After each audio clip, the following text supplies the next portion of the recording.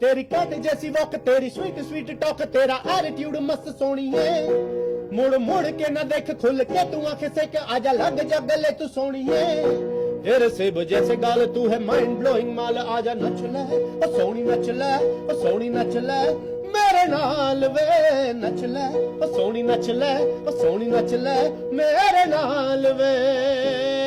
पॉपो एक national craze बन रहा है और बन गया है मेरे हिसाब से।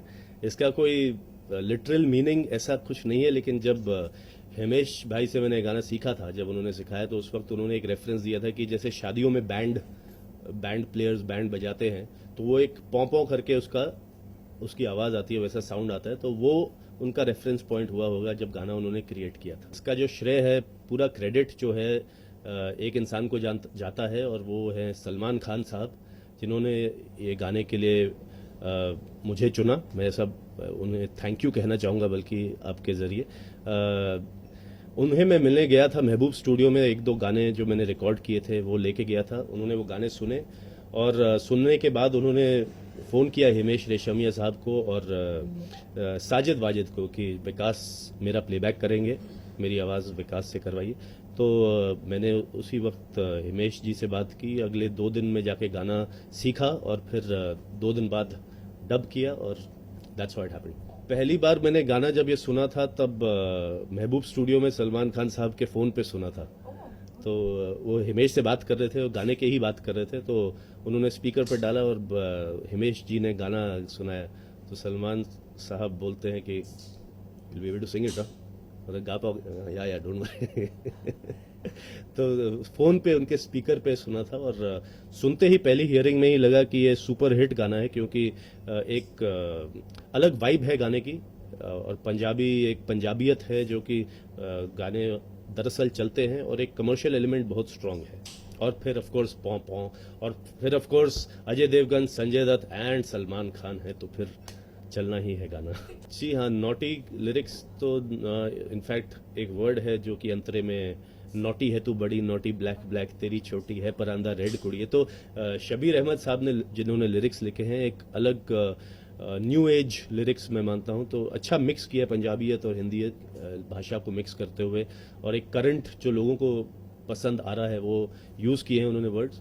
हिमेश जी की अपनी एक फैन फॉलोइंग है, ऑडियंस है, और मेरे हिसाब से as a composer he is a hit machine जिसको बोलते हैं। एक से एक उन्होंने लगातार मेरे ख्याल 40, 50, 60 हिट्स दिए हैं in a short span of time, if not more. I may be getting the wrong number, I am sorry, but I think he is one of the most talented music directors जो कि इस industry ने produce किए हैं। ये गाना जब हिमेश जी ने मुझे सिखाया और जब सुनाया तो उन्होंने कहा कि विकास इसका इम्पैक्ट जो ऑप्टिमम आएगा वो इस ही स्केल पर आएगा।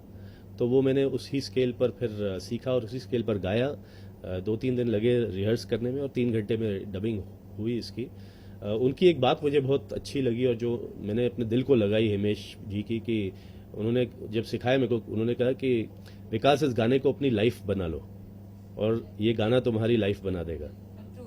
तो मैंने वैसा ही किया। उस दिन के बाद I was eating, breathing, sleeping, everything I was this song. पिंड दी कवारी है तू दौड़ती फरारी है तू, रूप तेरा होट कुड़िए, नैना तेरे है कटीले इसमें छिपेले नशीले पटियाला शॉट कुड़िए, तेरे काले काले बाले दूजा लके ये कमा, ऐसे ना तू देख मैनू आ जाएगा भूचाल। बहुत कमाल का शूट हुआ है और जो वो फेस के जो एक्सप्रेशन है, पाँव ये जो किया है सबने तो बच्चों में खासकर बहुत बच्चों ने पसंद किया है इस गाने को। और मेरा बेटा जो है वीर, वो यही गाता रहता है और हर एज ग्रुप में actually this song is very popular और एक और भी पॉपुलर होगा और विद द कमिंग डेज, जैसे कि रिलीज़ नज़दीक आती है पिक्चर की और रिलीज़ के बाद और भी पॉपुलर होगा। तारीफ लायक है तभी क्योंकि जो वो लोगों के लिए करते हैं वो दिखाते नहीं हैं। एक उनकी मुझे वो बहुत अच्छी चीज़ लगती है कि वो इवन उन्होंने जो अपना एक चैरिटी का जो ट्रस्ट खोला है उसमें इतने महान काम होते हैं और इतने लोगों की उन्होंने हेल्प की है जो कि मुझे बाहर लोगों से सुनने को मिलता है, you never read about it, और यू नेवर, मतलब ये नहीं कि दिखाने के लिए कर रहे हैं लोगों के लिए, वो एक दिल से, और वो उनको मेरे हिसाब से उनकी जो उस चीज़ की दुआ लगती है गरीबों की, और जो अंडर प्रिविलेज्ड लोगों की जो दुआ उनके पास है, वो बहुत उन्हें ऊंचाई तक लेके जाने में काम आई है। अगर आप डर जाओगे तो आप गाओगे कैसे?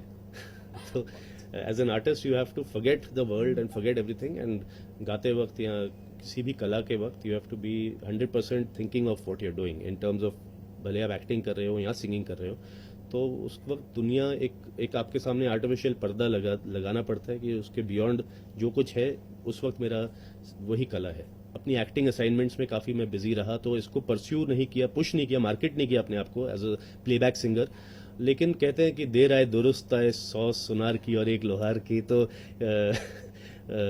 सलमान खान साहब के साथ जो डेब्यू किया है, इससे बेहतर लॉन्च हो नहीं सकता था। तो कहते हैं जो कुछ होता है सही वक्त पर होता है और सही कारण से होता है। एक्टर्स तो खैर हमारे इंडस्ट्री के कितने सितारे हैं जो जिनके लिए मैं गाना चाहूँगा, लेकिन उससे ज़्यादा मैं अच्छे गाने गाना चाहूँगा, ये मेरी उम्मीद है और ये मेरी दिली ख्वाहिश है कि अलग किस्म के गाने मुझे मिले गाने को, और जितने भी हमारे टैलेंटेड म्यूज़िक डायरेक्टर्स हैं वो ये गाना सुनकर उन्हें लगे कि विकास हमारी कॉम्पोजिशंस को जस्टिस कर पाएगा और मुझे गाने का मौका दे वो। तो ये मेरी दिल ख्वाहिश है। म्यूज़िक विशाल शेखर जो हैं, उनका म्यूज़िक मुझे बेहद पसंद है, सलीम सुलेमान, प्रीतम का म्यूज़िक। लेकिन एक मेरी जो दिल ख्वाहिश है, एक्चुअली दो हैं, एक है आशा भोसले जी के साथ एक ड्यूएट गाने की, और दूसरा है AR रहमान साहब के लिए गाना गाने की। तीसरी थी माइकल जैक्सन के साथ गाने की, लेकिन वो